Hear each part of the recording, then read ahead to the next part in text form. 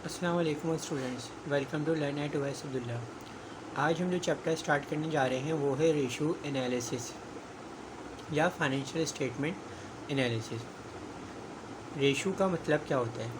Ratio का मतलब ये होता है कि आप किसी एक फ़िगर को दूसरी रेलिवेंट फ़िगर के साथ कंपेयर कर रहे हैं। अकाउंटिंग में इसका मतलब ये होता है कि आप किसी एक अकाउंटिंग हेड को दूसरे अकाउंटिंग हेड के साथ कंपेयर कर रहे हैं एक over a period of time. मतलब एक साल के अंदर आपका कैश कितना रहा और आपकी लायबिलिटीज़ कितनी रही। अकाउंटिंग में रेशियो एनालिसिस यूज़ होता है ये जानने के लिए कि किसी भी फाइनेंशियल इंस्टीट्यूशन की या किसी भी इंस्टीट्यूशन की खामियां क्या हैं, कमज़ोरियां क्या हैं और वो कितना स्ट्रेंथफुल है, कितना पावरफुल है, उसकी परफॉर्मेंस कैसी है। ये जो रेशो नापने का अर्सा होता है ये आम तौर पे एक फाइनेंशियल ईयर होता है, क्योंकि सालाना जो है वो परफॉर्मेंस नापी जाती है। क्वार्टरली भी नाप सकते हैं कंपनीज और सेमी एनुअली भी नाप सकते हैं, लेकिन ज़्यादातर जो कंसिडरेशन की जाती है वो सालाना की जाती है। अब ये किस काम में आते हैं, हमें रेशियो एनालिसिस की ज़रूरत क्यों होती है?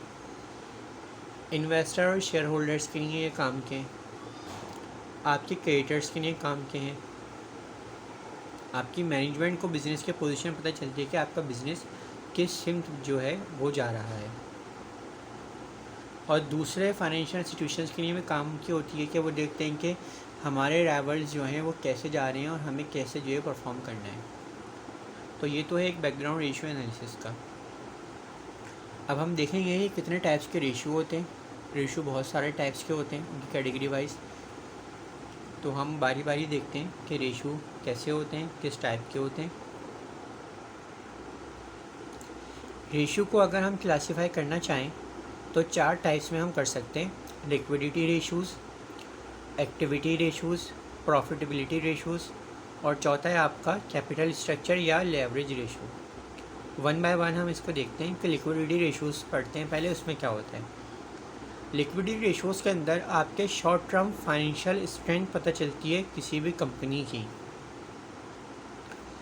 आम अल्फाज में कहा जाए तो इन रेशियोज़ को पढ़ के हमें पता ही चलेगा कि आया शॉर्ट टर्म के अंदर कोई फाइनेंशियल इंस्टीट्यूशन अपनी ज़रूरियात को पूरा कर सकता है या नहीं कर सकता। और अगर आसानी में समझाया जाए तो अगर मुझे किसी कंपनी को लोन देना है, मिसाल के तौर पे 1 महीने के लिए, एक कंपनी मेरे पास आई, उसने मुझसे कहा मेरे दोस्त की कंपनी के मुझे 1 महीने के लिए आप 1 लाख रुपए दे दें, तो क्या वो मुझे 1 महीने में 1 लाख रुपये वापस कर सकता है या नहीं? जब मैं उसके लिक्विडिटी रेशियोज़ को देखूंगा तो इससे मैं अंदाज़ा लगा सकूंगा उसकी फाइनेंशियल स्टेबिलिटी का, फाइनेंशियल कैपेबिलिटी का, कि आया वो मुझे 1 महीने के अंदर यानी कि शॉर्ट टर्म के अंदर मेरे 1 लाख रुपये वापस दे सकता है या नहीं दे सकता। ये कहलाता है मेरा लिक्विडिटी रेशियो। इसमें सबसे पहले तो हमारे पास आता है net working capital. Net working capital को कैलकुलेट करने का फॉर्मूला है कि नेट एसेट्स में से हम नेट करंट लायबिलिटीज़ को लेस कर देंगे, करंट लायबिलिटीज़ को माइनस कर देंगे नेट करंट एसेट्स में से, तो ये आपका नेट वर्किंग कैपिटल आ जाएगा। नेट वर्किंग कैपिटल से आपको पता चलता है कि कंपनी के पास कितने असासे हैं और कितनी लायबिलिटीज़ हैं। अगर लायबिलिटीज़ ज़्यादा होंगी तो कंपनी के लिए अच्छी बात नहीं है कि उसके असासे कम है। अच्छी बात क्या है कि कंपनी के पास असासे ज़्यादा हों और लायबिलिटी कम हो। इस बात को यूँ समझते हैं कि मेरे पास बिज़नेस में 1000 रुपये हैं, उसमें से 900 रुपये लायबिलिटी है, यानी कि 900 रुपये मैंने कर्ज दिया हुआ है, और कैश मेरे पास अपना कितना है 100 रुपये। तो ये बात मुनासिब नहीं है। क्यों? क्योंकि मेरी जो अपनी इन्वेस्टमेंट है वो 100 रुपये है और जो मैंने उधार लिया हुआ है वो 900 रुपये लिया हुआ है। हाँ, अगर उधार 400 रुपये हो और मेरे अपने एसेट्स 600 रुपये हों तो ये अच्छी बात है।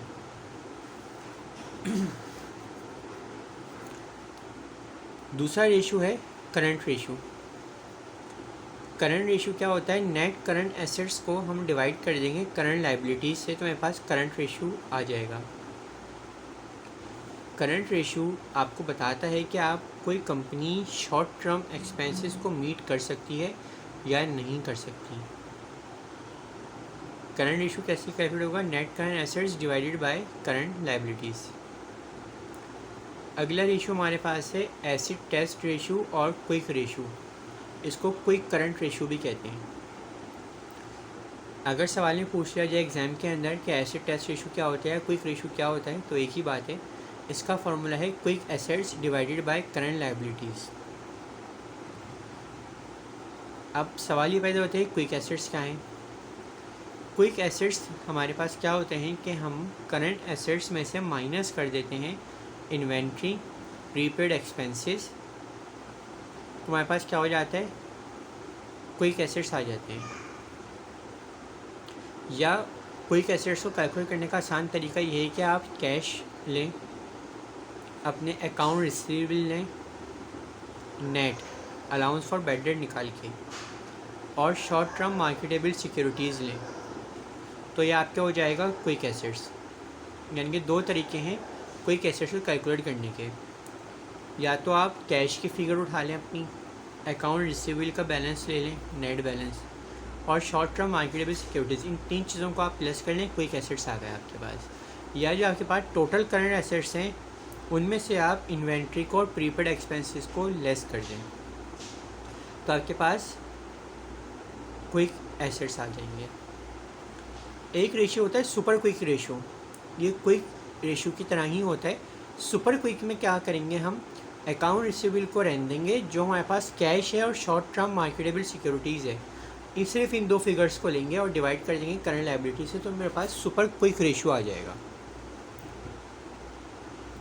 ये होते हैं हमारे पास जानने के लिए कि कंपनी की क्या स्ट्रेंथ है, क्या वर्थ है कि वो अपनी शॉर्ट टर्म लायबिलिटीज़ को मीट कर सके, या शॉर्ट टर्म जो regular day to day basis के एक्सपेंसेस हैं उनको मीट कर सके।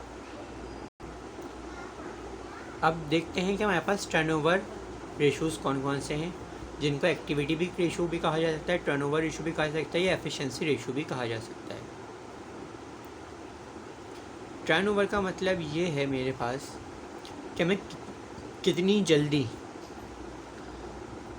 अपने एसेट्स को कैश के अंदर कन्वर्ट कर सकता हूँ। इसके अंदर मेरे पास कौन कौन से रेशियो होते हैं, raw material turnover, cost of raw material use को हम डिवाइड कर देंगे एवरेज रॉ मटेरियल इन्वेंट्री से, तो मेरे पास क्या आ जाएगा, turnover. Work in process turnover को कॉस्ट ऑफ गुड्स मैन्युफैक्चर को मैं डिवाइड कर दूंगा average work in process inventory से, तो मेरे पास वर्क इन प्रोसेस का टर्नओवर आ जाएगा। टर्नओवर रेशियोज़ के अंदर आपको एक बात हमेशा याद रखनी है अपनी आसानी के लिए कि जिस भी चीज़ का टर्नओवर निकालना है वो चीज़ हमेशा नीचे डिवाइडर में आएगी, वो आपका डिविजिबल होगा, वो आपका डिवाइज़र होगा।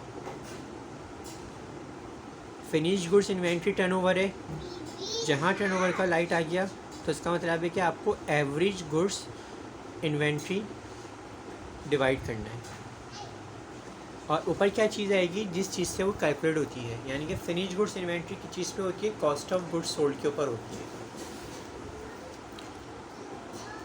Debt ratio, debtors ratio, debtors turnover ratio, debtors turnover ratio किस पे होता है, आपका नेट क्रेडिट सेल के ऊपर होता है।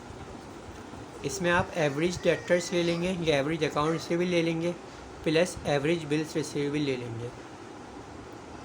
Total assets turnover, cost of goods sold divided by average total assets. अगर सवाल के अंदर कॉस्ट ऑफ गुड्स सोल्ड नहीं दी हुई है तो हम नेट क्रेडिट सेल्स ले लेंगे।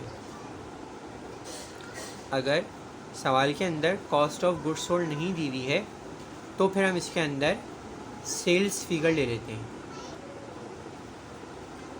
Fix assets turnover, cost of goods sold divided by average fix assets. अगर सवाल के अंदर कॉस्ट ऑफ गुड्स सोल्ड नहीं दी हुई है तो हम सेल्स फिगर ले लेंगे। अगर करंट एसेट टर्नओवर होगा तो कॉस्ट ऑफ गुड्स सोल्ड नहीं दी हुई तो आप सेल्स फिगर ले लेंगे और डिवाइड कर देंगे एवरेज करंट एसेट्स से। Working capital turnover ratio cost of goods sold divide हो जाएगा एवरेज नेट वर्किंग कैपिटल से। इसी तरीके से क्रेडिटर टर्नओवर रेशियो, तो net credit purchases divided by average creditor plus average bills payable, average creditors या accounts payable. Creditor turnover को accounts payable turnover ratio भी कहते हैं। अब हमारे पास तीसरे टाइप के रेशियोज़ की प्रॉफिटेबिलिटी रेशियोज़। इसमें पहला रेशियो हमारे पास ग्रॉस प्रॉफिट मार्जिन या ग्रॉस प्रॉफिट रेशियो एक ही बात है। ग्रॉस प्रॉफिट को डिवाइड कर देंगे टोटल नेट क्रेडिट सेल्स से, तो हमारे पास ग्रॉस प्रॉफिट आ जाएगा। दूसरा रेशियो प्रॉफिटेबिलिटी रेशियो के अंदर हमारे पास नेट प्रॉफिट रेशियो या नेट प्रॉफिट मार्जिन एक ही बात है। Net earning after tax divided by total net sales. चूँकि ये नेट प्रॉफिट रेशियो है इसलिए टोटल अर्निंग आफ्टर टैक्स है कि मैंने टैक्स कितना दे दिया उसके बाद जो मेरे पास प्रॉफिट बचा है वो नेट प्रॉफिट है। नेट प्रॉफिट हमेशा आपका टैक्स के बाद ही आएगा। ऑपरेटिंग प्रॉफिट रेशियो या मार्जिन एक ही बात है। Earning before interest and tax, ये आपका ऑपरेटिंग प्रॉफिट होता है। इसको हम डिवाइड करेंगे टोटल नेट सेल्स से। ऑपरेटिंग रेशियो आपका क्या होगा, cost of goods sold plus operating expenses divide कर देंगे टोटल नेट सेल्स से। ऑपरेटिंग रेशियो क्या होगा, cost of goods sold plus operating expenses. जो भी मेरी कॉस्ट ऑफ गुड्स सोल्ड निकली है वो कॉस्ट ऑफ गुड्स सोल्ड के अंदर प्लस कर दूंगा अपने तमाम तर ऑपरेटिंग एक्सपेंसेस, उनको मैं डिवाइड करूंगा टोटल नेट क्रेडिट सेल्स से, टोटल नेट सेल्स से। तो मेरे पास क्या आ जाएगा, operating expense ratio. Cost of goods sold ratio, cost of goods sold divided by total net sales. अब इसमें एक और टाइप है हमारे पास रेशियोज रिलेटेड टू इन्वेस्टमेंट, यानी कि balance sheet approach. Return on total assets. ये रिटर्न ऑन टोटल एसेट्स क्या है कि जितने मेरे एसेट्स थे मैंने उन पे कितना मुनाफा कमाया, कितना मुझे उन पर रिटर्न मिला। Earning after tax plus interest, इसको मैं डिवाइड कर दूंगा एवरेज टोटल एसेट्स से। मेरे पास जितने भी रिटर्न है, रिटर्न भी जहाँ पे आया तो इसका मतलब है वो चीज़ नीचे डिवीज़र में आएगी। Earning after tax plus interest, यानी कि जो मेरा इंटरेस्ट है मैंने वो दे दिया, जो मैंने टैक्स था मैंने वो भी दे दिया, उसके बाद जो मेरी अर्निंग हुई है, जो मेरा नेट प्रॉफिट है, उसको मैं डिवाइड कर दूंगा एवरेज टोटल एसेट्स से। तो मेरे पास क्या आ जाएगा, return on total assets. Return on capital employed, earning after tax plus interest divided by average capital employed. अब ये कैपिटल एम्प्लॉयड कैसे निकालेंगे, उसका एक फार्मूला है। आपका जो वर्किंग कैपिटल होता है, यानी वर्किंग कैपिटल हमारा क्या होता है, करंट एसेट्स में से हम माइनस कर देते हैं करंट लायबिलिटीज़, ये मेरे पास आ जाएगा वर्किंग कैपिटल। इसमें मैं प्लस कर लूँगा अपने फिक्स एसेट्स, तो क्या हो जाएगा मेरे पास, कैपिटल एम्प्लॉयड आ जाएगा। अगर कोई फिक्शियस एसेट्स दिया हुआ है तो उसको आप लेस कर लेंगे, तो ये आपका कैपिटल एम्प्लॉयड है।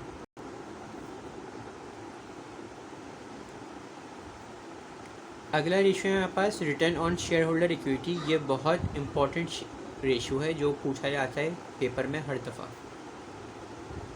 Earning after tax divided by average total share holder equity. अभी शेयर होल्डर इक्विटी कैसे निकलती है, आपका जितना भी शेयर कैपिटल होता है उसमें आप रिजर्व्स को प्लस करेंगे आप सरप्लस को। सरप्लस क्या होगा, जो मेरे पास प्रॉफिट है, जो मेरे पास एक्सेस है, तो ये मेरे पे आ जाएगी share holders equity. Return on shareholder equity, चूँकि रिटर्न का लफ्ज़ हो गया, इसका मतलब ये डिवीज़र में आएगा average total share holder equity. Earning after tax को मैं डिवाइड कर दूंगा average total share holder equity से, तो मेरे पास आ जाएगा return on shareholder equity.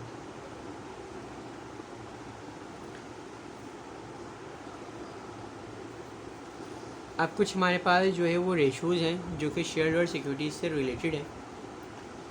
इसमें पहला रेशियो मेरे पास आता है इक्विटी रेशियो या प्रोप्राइटरी रेशियो।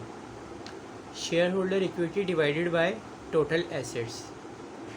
इक्विटी रेशियो आ जाएगा। Earning per share, net profit available to equity ordinary shareholder divided by number of equity shares. यानी कि इसको आम अल्फाज में अगर कह लिया जाए कि अर्निंग पर शेयर निकालनी है, मेरे पास टोटल जो मेरी नेट इनकम है उसको मैं डिवाइड कर दूंगा टोटल नंबर ऑफ़ शेयर से, तो मेरी अर्निंग पर शेयर आ जाएगी।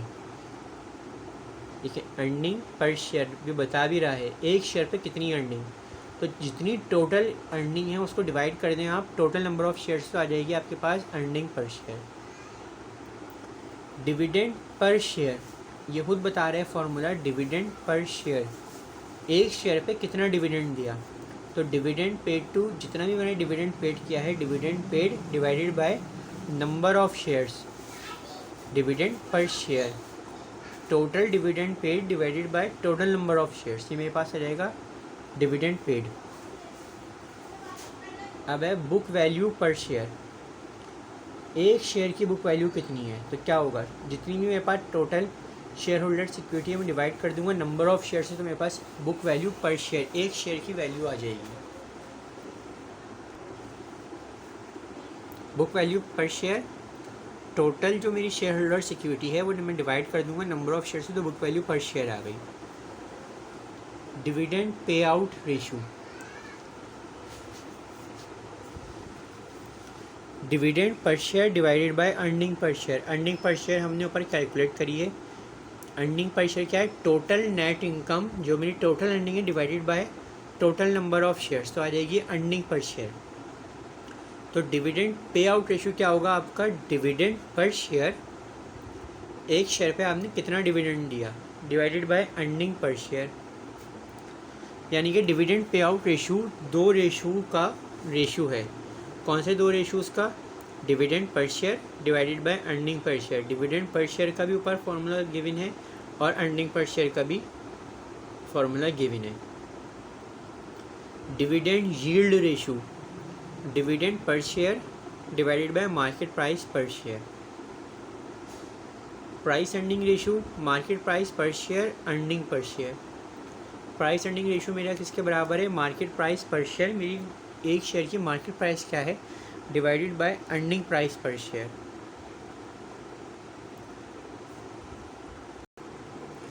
अब हमारे पास चौथी टाइप आ जाती है रेशियोज़ की, वो है कैपिटल स्ट्रक्चर रेशियो या लेवरेज रेशियो। डेट रेशियो जो है वो कौन कौन से होते हैं, डेट टू इक्विटी रेशियो भी होता है, debt to total capital ratio भी होता है। Capital structure ratio, long term में कंपनी की फाइनेंशियल स्ट्रेंथ कितनी है, आया वो अपनी लॉन्ग टर्म लायबिलिटीज़ को पे कर सकती है या नहीं कर सकती, इसके बारे में इंफॉर्मेशन देती है अपने क्रिएटर्स को, अपने इन्वेस्टर्स को, अपने रीडर्स को।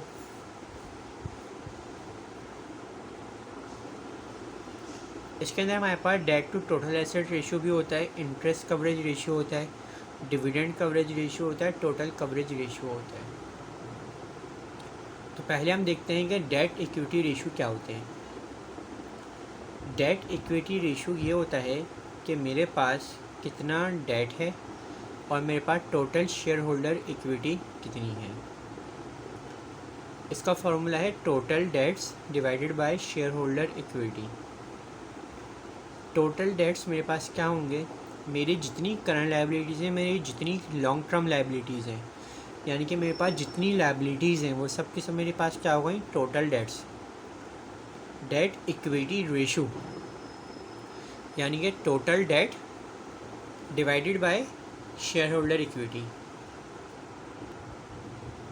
ये मेरा डेट इक्विटी रेशियो है।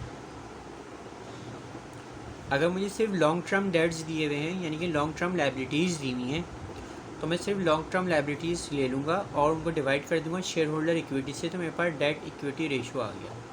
ये आसान है, डेट इक्विटी रेशियो ऊपर डेट आएगा, नीचे इक्विटी आएगी, रेशियो आ जाएगा, डिवाइड कर देंगे तो।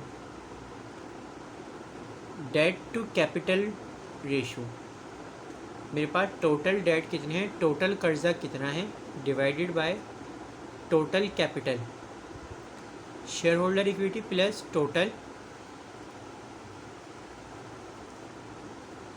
डेट्स, ये आ जाएगा debt to total capital.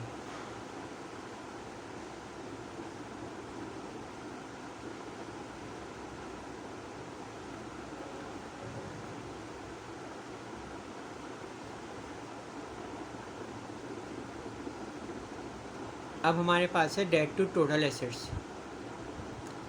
Total debts divided by total assets, तो ये मेरे पास क्या हो जाएगा, debt to total assets ratio. Total debts के अंदर मेरे पास लॉन्ग टर्म लाइबिलिटीज़ भी आ गई, करंट लाइबिलिटीज़ आ गई, टोटल लाइबिलिटीज़ आ गई मेरे पास। Interest coverage ratio, earning before interest and tax divided by interest. Interest coverage ratio क्या होता है कि मेरे पास earning before interest and tax, tax और इंटरेस्ट देने से पहले मेरे पास कितनी अर्निंग हुई है, यानी कि सिंपल नेट इनकम जो है मेरे पास, अभी मैंने टैक्स नहीं दिया और इंटरेस्ट नहीं दिया, इससे पहले जो मेरे पास नेट इनकम है उसको मैं डिवाइड कर दूंगा इंटरेस्ट से, तो मेरे पास हो जाएगा इंटरेस्ट कवरेज रेशो। पहले dividend coverage ratio, earning after tax divided bye dividend, preference dividend. Earning after tax divided bye preference dividend, ये है डिविडेंड कवरेज रेशो। फिर हमारे पास है total coverage ratio, earning before interest and tax divided by total fix charges. अब ये total fix charges क्या हैं, टोटल फिक्स चार्जेस के अंदर मेरे पास अगर मैंने लोन लिया हुआ उस पर इंटरेस्ट देना है, वो तो देना ही देना है, वो है प्रीफरेंस डिविडेंड, डिविडेंड मुझे देना ही देना है, और रीपेमेंट ऑफ प्रिंसिपल अगर मैंने खुद उधार लिया हुआ उसकी अमाउंट देनी है तो earning before interest and tax divided by total fix charges, ये मेरा है टोटल कवरेज रेशो।